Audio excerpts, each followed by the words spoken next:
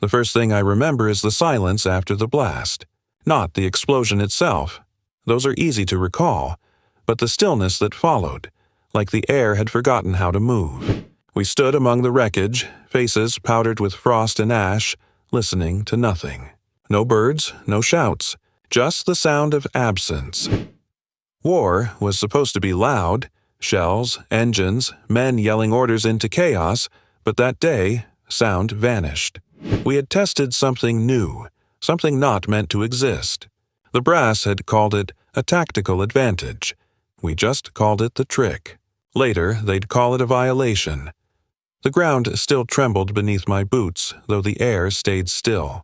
A tank lay twisted on its side, its metal warped as if time itself had clenched a fist around it.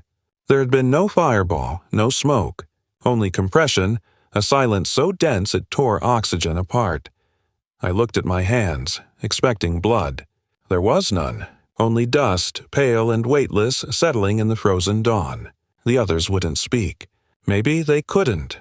Maybe they understood, as I did then, that we'd crossed some invisible border, between ingenuity and something else. We buried the device under snow that night. Command ordered silence. Official, written, absolute. But silence has a memory. It lingers in bones, in metal, in dreams, and for the rest of my life, I would keep hearing what that silence sounded like.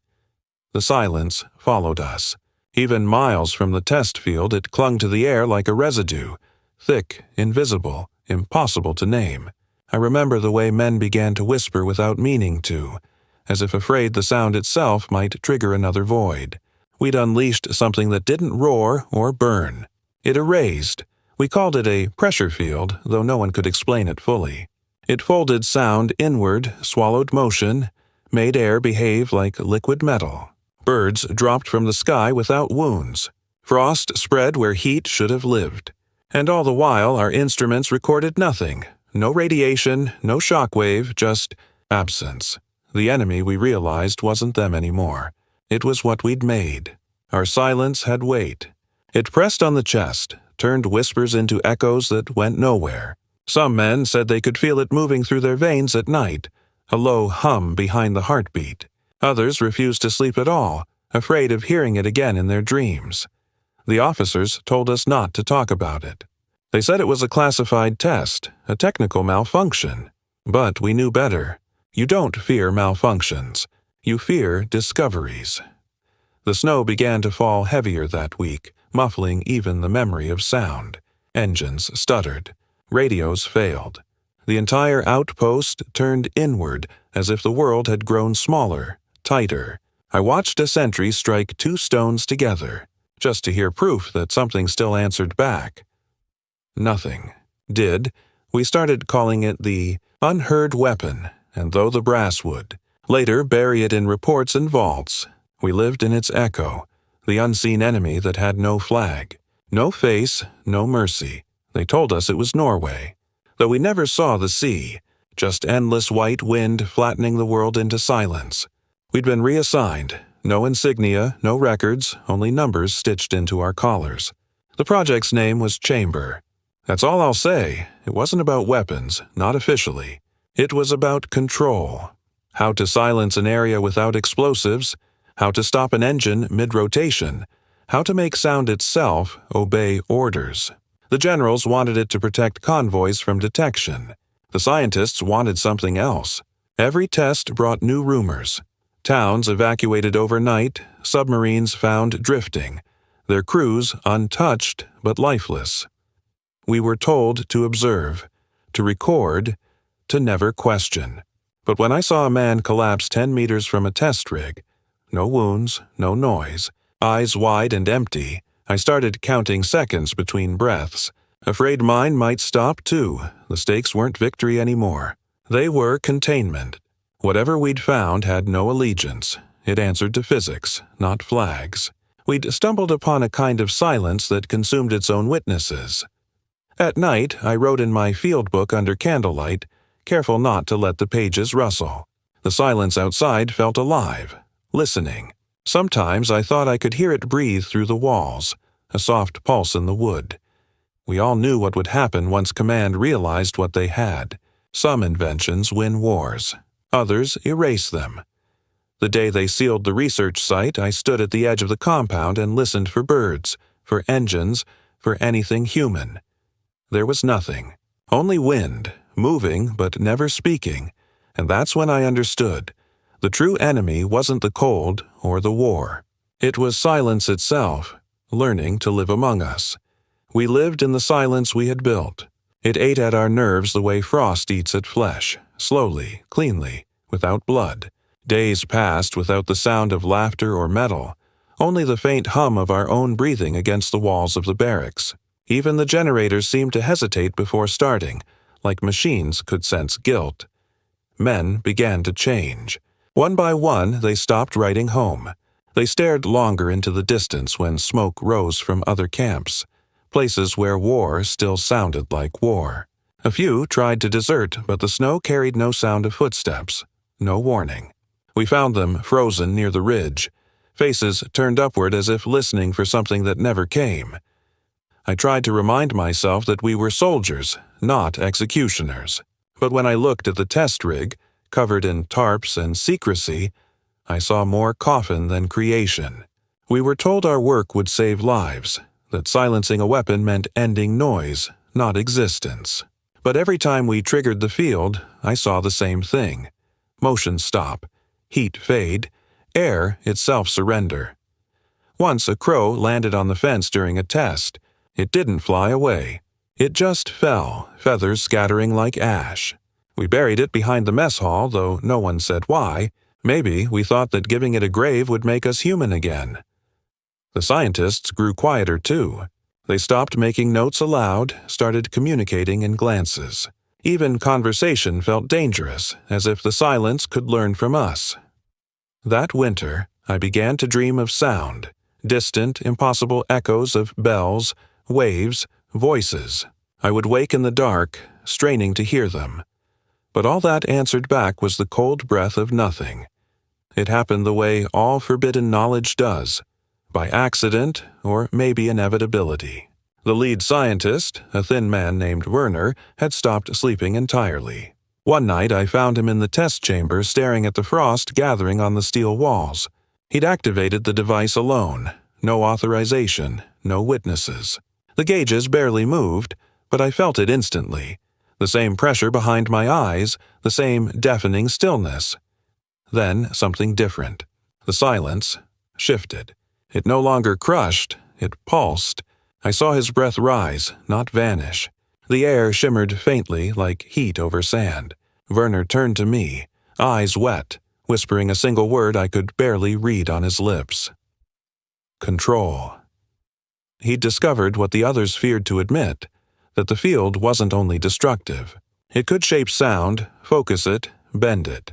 By modulating the pulse, he could silence a single engine without killing the man beside it. A weapon, yes, but also a shield. The next morning, Command ordered the discovery locked down. No notes, no blueprints. Werner vanished within the week, reassigned to classified research. We never saw him again. But his final experiment changed everything. For the first time, the silence obeyed. It could be tuned, contained, even reversed. He had found a way to make quiet itself into a tool, a weapon of precision so perfect it terrified the people who made it. We stopped testing after that, not by command, but by conscience. Some knowledge humbles you too much to keep. That night I stood outside the chamber as frost climbed its door. Inside, the silence still hummed faintly, waiting to be called again. And I realized the truth that would haunt me forever. Sometimes, the most dangerous sound in the world is none at all. They deployed it once, only once. We were told it was a rescue mission. Enemy convoy spotted in the valley, communication lines down. But when we reached the ridge, the snow was still, the trees too quiet. I could already feel the pressure crawling up my spine. They'd activated the field. I watched as the valley below folded into itself. The enemy trucks stopped mid-motion, their wheels sinking into silence. Men ran, but their shouts never carried. The sound froze before it reached us like air turned to glass. Then, one by one, they fell, No blast, no flame. Just stillness swallowing movement. The commanders called it success. I called it erasure. Afterward, we moved through the wreckage. No craters, no smoke, no smell of cordite, only frost and echoes that wouldn't return. A single bullet casing lay on the road, gleaming like a relic. When I picked it up, it was cold enough to burn. The silence around it felt thick, alive, as though it had learned to breathe. The following day, orders came down. Destroy all prototypes, erase the research, and never speak of the field again. It wasn't banned because it failed. It was banned because it worked too well. I remember the engineers burning their notebooks in oil drums, the pages curling like wings. Some cried. Others stared blankly at the smoke that refused to make a sound as it rose. I kept my distance, watching the last chamber being sealed. The snow fell, muffling everything until it looked like we'd never been there. War teaches you how to kill, but only silence teaches you how to forget. And as we marched away, I realized what none of us could admit aloud. What we'd made didn't die in that snow. It just went quiet. Words spread the way forbidden things always do, through whispers, not reports. Engineers transferred to other divisions carried fragments of the design in their memories. Mathematicians who had seen the resonance pattern scribbled equations in the margins of unrelated papers. The silence traveled like a contagion, carried not by sound but by guilt. Within a year, similar experiments surfaced in every nation still licking its wounds. The British called it Project Echo. The Soviets tried to reverse engineer the frequencies from seismic data. Even the Americans flirted with it under names like acoustic shielding and non-lethal resonance suppression. They all swore their intent was defense. None of them understood what they were waking. I began to receive letters, anonymous, untraceable. Reports of fields that silenced artillery mid-flight, of aircraft vanishing from radar without wreckage, of towns evacuated overnight under testing orders. The silence was no longer a weapon. It had become an industry, but the field was never meant to be mass-produced. It had no loyalty, no predictable limit. Some tests went wrong, entire ranges swallowed in a soundless pulse. The survivors described it not as noise, but as pressure, as if existence itself had clenched. Those accounts vanished into archives marked "Destroy after reading." I once met a Soviet defector who had worked on their version. He looked 20 years older than his age. When I asked what became of their experiments, he only said, "It's better not to remember what doesn't make a sound." And then, as if to prove his point, he pressed a finger to his lips and smiled without mirth. Even silence, it seemed, could echo across borders, and what spreads across nations faster than sound, faster than war, faster than truth itself, a secret no one dares to speak. Years later, when the world pretended it had forgotten, I tried to understand what we'd actually made. The reports used words like resonant inversion, negative amplitude, acoustic nullification, but none of that captured the truth. What we created wasn't absence.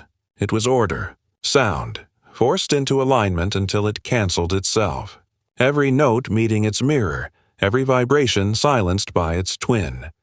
Physics called it destructive interference. We called it purification, but the silence that remained wasn't natural. It had texture, dense, charged, almost aware. Even now, when I close my eyes, I can feel that same pressure behind my ribs, like memory vibrating just out of hearing range. The science was simple. The consequence was not. By mastering silence, we'd stumbled into the heart of control itself. Every sound carries energy. To erase it completely is to deny release, to trap energy in stillness. That's why the snow melted slower inside the field, why hearts faltered when it pulsed too long. We weren't muting the world. We were holding it in suspension. Philosophers later argued it was poetic, war seeking peace through silence. But I knew better. It wasn't peace. It was paralysis. Silence, pure and absolute, is not the absence of violence. It's its perfection. Sometimes I still hear echoes of that paradox when I walk through modern cities. The quiet hum before an elevator moves, the still air inside an MRI chamber, the sterile silence of technology. We built comfort on the bones of that discovery, wrapped danger in convenience. We learned how to mute sound, but not conscience, and though the world banned the weapon, it never stopped chasing its principle: how to make power invisible, how to make silence obey. Sometimes, when the city loses power, I'm taken back to that night in the valley.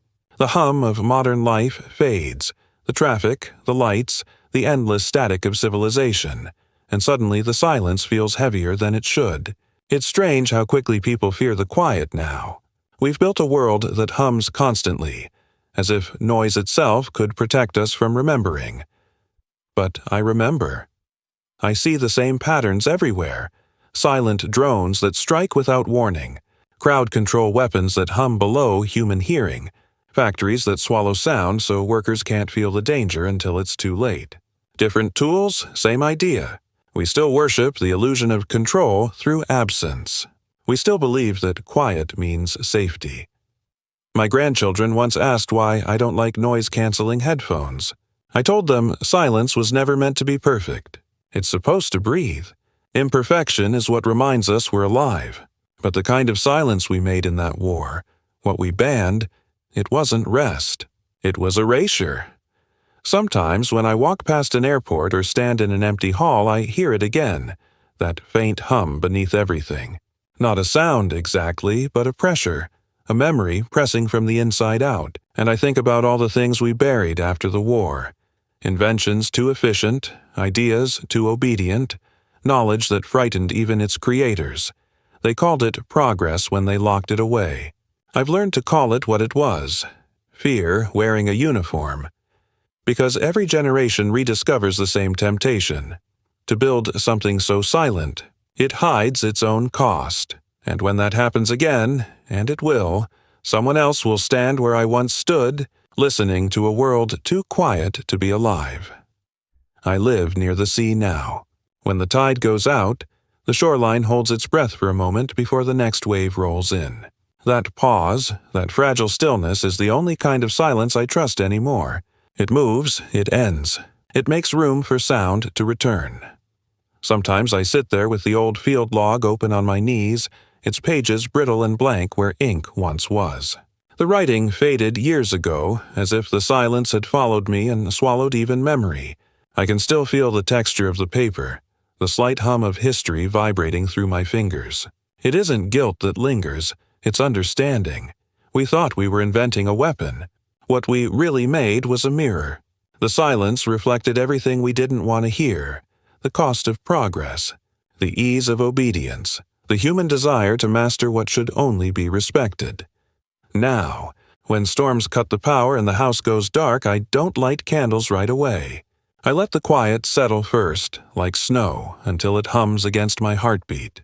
I remind myself that some silences heal and others erase. It's up to us to know the difference. Before I close the book, I write one line in the margin, just to mark that the lesson isn't lost. The sound of restraint is the truest proof of power.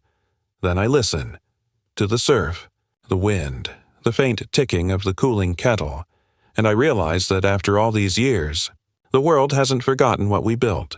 It's still trying to use it, still trying to perfect it. The sea exhales and the silence lifts. We never meant to create an ending, but somehow we did. If stories like this remind you what endurance really means, subscribe and keep these lessons alive.